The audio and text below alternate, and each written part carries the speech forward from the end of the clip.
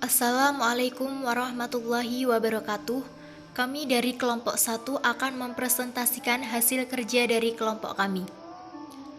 Sebelum memasuki materi, saya akan memperkenalkan anggota kelompok 1. Yang pertama, Isna Fauzul Muna, presensi 14 sebagai sekretaris. 2. Meita Saidah, presensi 19 sebagai penyaji 2. 3. Reka Malvika Nurilla, presensi 24 sebagai moderator. 4. Rifki Ardiansah, presensi 25 sebagai ketua anggota. 5. Risa Dwi Apriliani, presensi 27 sebagai penyaji 1. Materi yang akan kita bahas adalah wirausaha rekayasa jasa profesi dan profesionalisme yang meliputi 1. Masyarakat Ekonomi ASEAN atau MEA. 2. Investasi sumber daya manusia. 3. Sektor perhubungan. 4. Perencanaan usaha jasa profesi dan profesionalisme.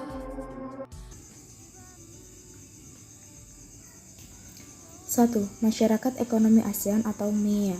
Masyarakat Ekonomi ASEAN atau MEA atau disering diistilahkan dengan Asian Economic Community (AEC), yaitu negara-negara yang tergabung pada Association of Southeast Asian Nations atau ASEAN yang membuka arus perdagangan barang atau jasa, juga pasar tenaga kerja profesional, serta membuka arus investasi dan modal di kawasan yang merupakan kekuatan ekonomi dari negara yang tergabung dalam ASEAN. Istilah pasar tunggal dimaksudkan bahwa suatu negara menjual produk, barang atau jasa dengan mudah ke negara-negara yang sepakat dalam ASEAN yang terdiri atas negara-negara Indonesia, Malaysia, Filipina, Singapura, Thailand, Brunei Darussalam, Vietnam, Laos, Myanmar, dan Kamboja, sehingga kompetisi semakin ketat. 2. Investasi sumber daya manusia. Investasi sumber daya manusia dilakukan dengan mengantisipasi diri melalui peningkatan kompetensi dan terserap di lapangan kerja. Perkembangan teknologi yang pesat menjadi bahan pertimbangan profesional untuk terus meningkatkan kompetensi yang dimiliki. Sumber daya manusia di era perkembangan teknologi di Indonesia yang terdiri atas kepulauan sangat potensial bagi negara yang sedang tumbuh menggerakkan perekonomian di setiap lini kehidupan yang membutuhkan akses antar pulau.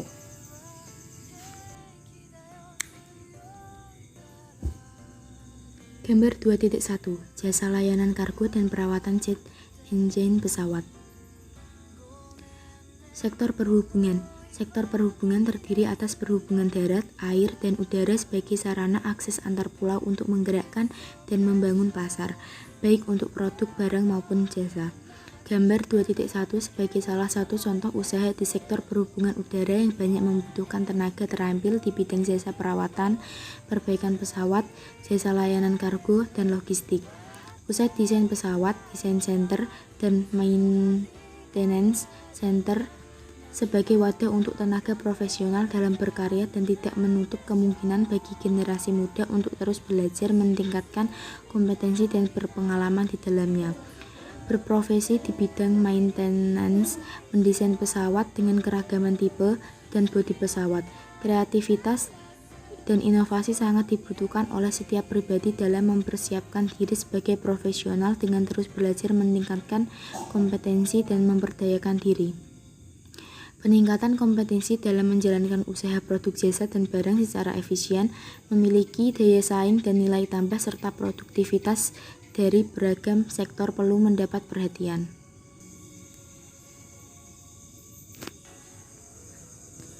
A. Perencanaan usaha jasa profesi dan profesionalisme. Konsep diri. Konsep diri merupakan pandangan dan sikap individu terhadap dirinya sendiri yang meliputi dimensi fisik, karakteristik individual, dan motivasi diri seperti ditunjukkan pada gambar 2.2. Konsep diri merupakan inti kepribadian individu yang berperan untuk menentukan dan mengarahkan perilaku dan kepribadian. Perilaku kerja dalam usaha, jasa, profesi, dan profesionalisme sangat dibutuhkan terkait dengan upaya membangun usaha, baik berupa produk jasa maupun barang secara profesional. Berikut gambar 2.2 tentang konsep diri.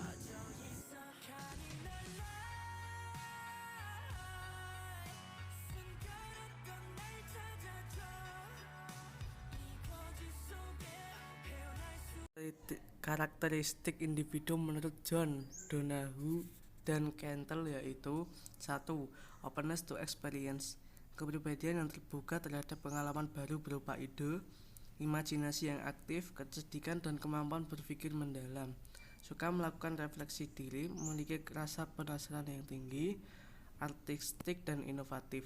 Sedangkan seseorang yang memiliki openness to experience rendah akan memiliki ciri-ciri yang berkebalikan, yaitu tidak inovatif, suka hal-hal yang rutin, bersifat praktis, dan kepribadiannya cenderung tertutup. 2.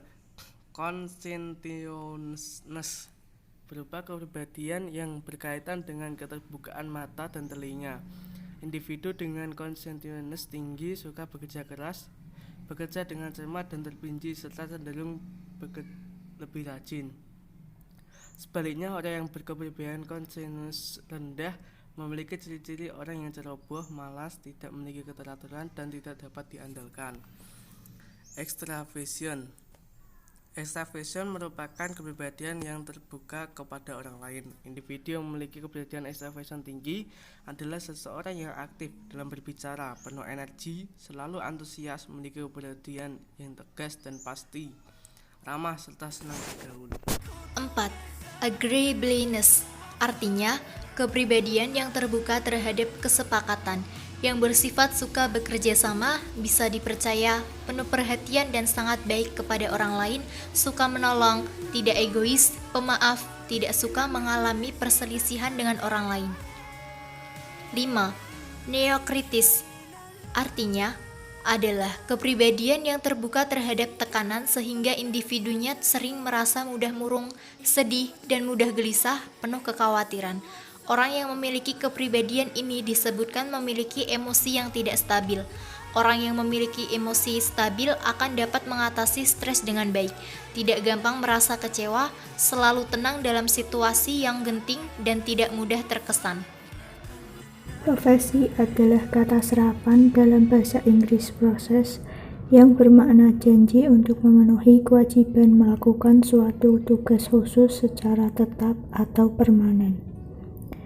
Menurut KBBI, profesi adalah bidang pekerjaan yang dilandasi pendidikan keahlian atau keterampilan dan kejuruan tertentu.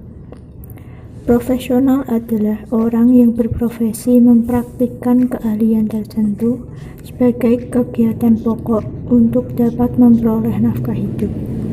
Profesionalisme kerja merupakan suatu tingkah laku, suatu tujuan atau suatu rangkaian kualitas yang menandai atau melukiskan coraknya suatu profesi. Profesionalisme kerja mengandung pula pengertian menjalankan suatu profesi untuk keuntungan atau sebagai sumber kehidupan. Perencanaan usaha jasa diawali dengan membangun visi dan menetapkan cita-cita setelah mengenali potensi atau kekuatan diri, mengarahkan dan berupaya mengembangkan potensi tersebut. Program persiapan menuju dunia kerja direncanakan dengan target terukur dalam batas waktu yang jelas.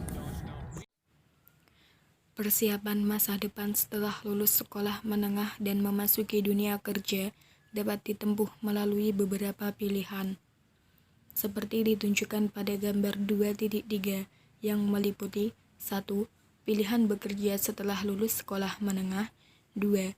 Pilihan melanjutkan kuliah, dan 3. Pilihan berwirausaha.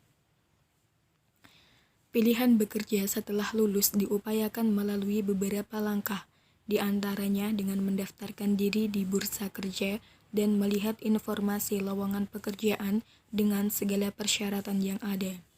Pencarian kerja juga dapat membekali diri dengan mengikuti sertifikasi kompetensi dari lembaga sertifikasi profesi atau LSP yang ada.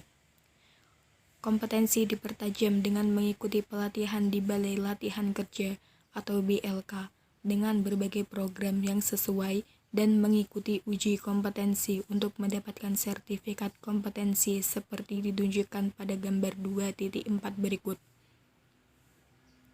Berikut adalah gambar sertifikat kompetensi.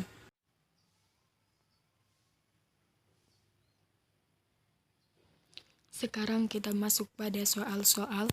Soal yang pertama, berikut pandangan yang termasuk kompetensi diri adalah A. Dimensi fisik, karakteristik individual, dan motivasi diri. B.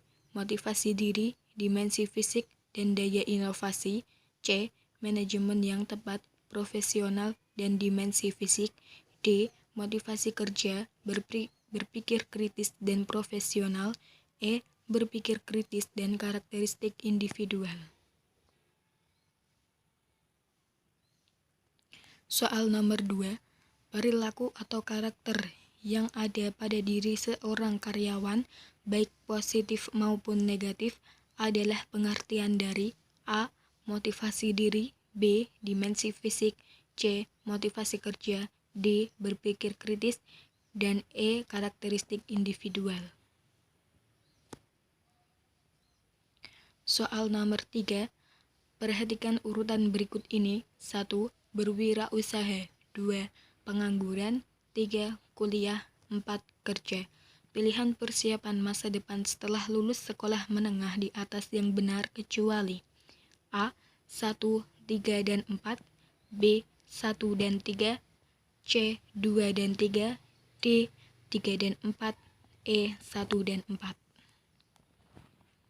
Soal nomor 4. Orang yang berprofesi mempraktikkan keahlian tertentu sebagai kegiatan pokok untuk dapat memperoleh nafkah hidup disebut A. Jasa, B. Profesional, C. Profesi, D. Individu, E. Pekerja. Soal nomor 5. Lembaga yang membekali para pencari kerja yang mengikuti sertifikasi kompetensi adalah A. LSK, B. LSO, C. LSS, D. LSP, dan E. LKS. Perhatikan pernyataan berikut ini. Ceroboh, malas, cermat, terperinci, tidak bertanggung jawab, disiplin. Berikut orang yang memiliki kepribadian konstitusionalitas rendah adalah A. 1, 2, 3, B. 3, 4, 6, C. 1, 2, 5, D. 3, 4, 1, E. 6, 4, dan 5. 7. Pandangan dan sikap individu terhadap dirinya sendiri yang meliputi dimensi fisik, karakteristik individu, dan motivasi diri disebut A. Profesional, B. Kekuatan individual, C. Kepribadian individu, D. Konsep diri, E. Kelemahan individual. 8. Ada beberapa macam karakteristik individu menurut John, Donahue, dan Kentel. A. 4, B. 5, C. 6, D. 7, E. 8. 9. Kepribadian yang terbuka terhadap tekanan, sehingga individunya sering merasa mudah murung, sedih, dan mudah gelisah. Penuh kekhawatiran merupakan arti dari A. Neokritism, B. Agreeableness, C. Extraversion, D. Conscientiousness, E. Openness to experience. 10. Negara-negara yang termasuk dalam ASEAN adalah A. Indonesia, Filipina, Singapura, Thailand, Vietnam, Laos, Myanmar, Kamboja. B. Indonesia, Malaysia, Filipina, Singapura, Thailand, Brunei Darussalam, Vietnam, Laos, Myanmar, Kamboja. C. Kamboja, Laos, Vietnam, Brunei Darussalam, Thailand, Singapura, Filipina, Malaysia, Indonesia. D. Filipina, Thailand, Malaysia, Singapura, Indonesia, Brunei Darussalam, Laos, Vietnam. E. Myanmar, Indonesia, Brunei Darussalam, Singapura, Malaysia, Vietnam, Laos.